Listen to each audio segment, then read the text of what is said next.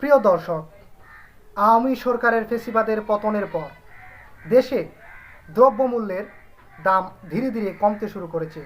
আওয়ামী স্বৈর সরকার পতনের একদিনেই সবজির বাজারে স্বস্তি, কমেছে বেশিরভাগ পণ্যের দাম। বন্ধুরা, বাজার ঘুরে সরজমিনে যা দেখা যাচ্ছে তা হলো ধীরে ধীরে বিভিন্ন ধরনের শাক সবজি, ফলমূল এগুলোর দাম আস্তে আস্তে কমতে শুরু করেছে।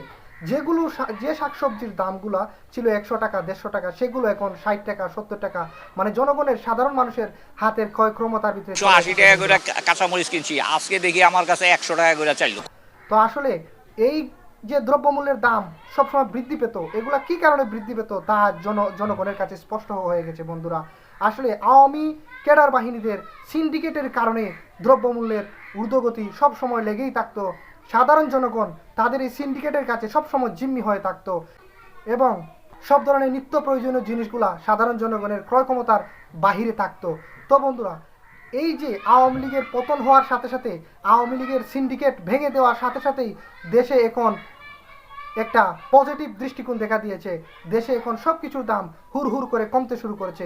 বন্ধুরা, এটাই হলো আওয়ামী ফ্যাসিস্ট সরকারের শাসন আর বর্তমান জনগণের শাসনের মধ্যে পার্থক্য।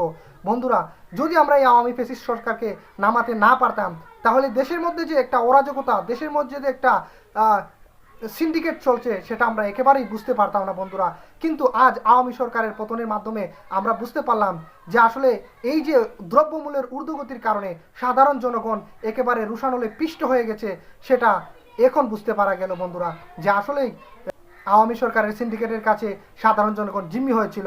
তো বন্ধুরা, এখন দেশটাকে সুন্দরভাবে সাবলীলভাবে দেশটাকে চালাতে পারলে ধীরে ধীরে যত নিত্য প্রয়োজনীয় জিনিসগুলো আছে সবগুলোর দাম আস্তে আস্তে আস্তে আস্তে একেবারে জনগণের হাতের নাগালে চলে আসবে। বন্ধুরা, তাই বলি, সোনার বাংলা সব সময় সোনায় সুহাগা হয়ে থাকুক। বন্ধুরা, আর এই প্রত্যাশাই রাখছি।